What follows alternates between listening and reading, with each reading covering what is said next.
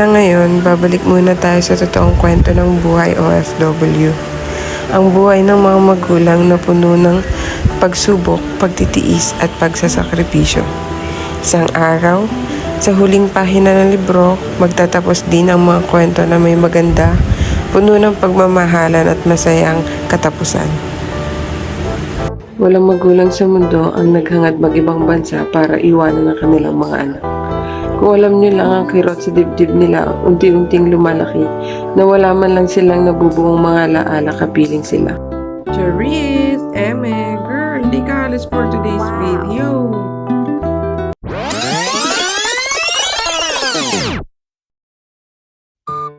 Okay guys, time check is 5:40 a.m. in the morning.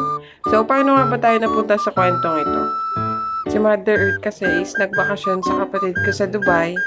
And now, uuwi na siya, tayo naman yung susundo. Siyempre, kasama ko yung pinsan ko, yung tiyahin ko at si Zion.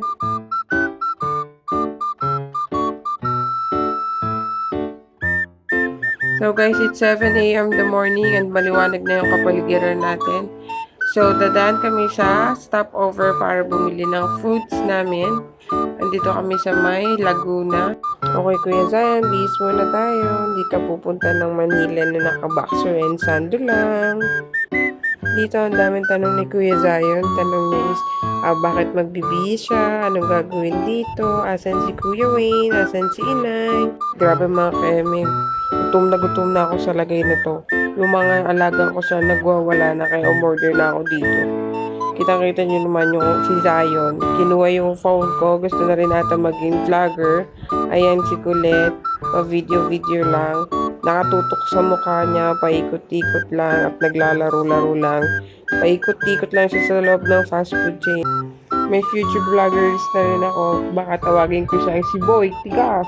So guys, andito na kami sa sakyan at hindi na talaga kinain ng mga alaga ko yung gutom ko. Si Colette, pinakain ko na rin at mukhang gutom na rin siya.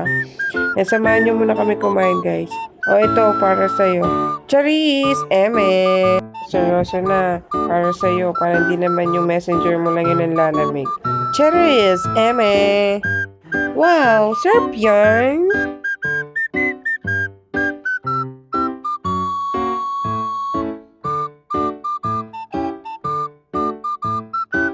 Okay guys, nandito na tayo sa Naiya Terminal 2 and antay na lang natin sa mother na bumaba yung airplane and susundin na natin siya. So let's go!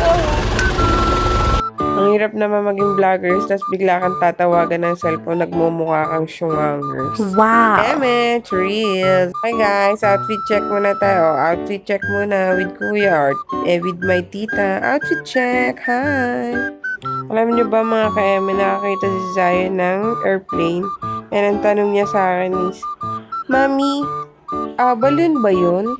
So guys, dumating na yung mother ko at saka yung isa kong pamangkin na vloggers na rin. Shoutout sa'yo, Declan! Hi! Talaga naman akala mo naman hindi araw-araw magkausap sa cellphone ng dalawang tiyan at ang nanay ko. Nako, ilang oras na naman kaya ang maritesa ng dalawang ito? Wow! So ito guys, yung pinaka-paborito kong parts pag susundo tayo sa airport. Pagkatapos sunduin, kakain na naman!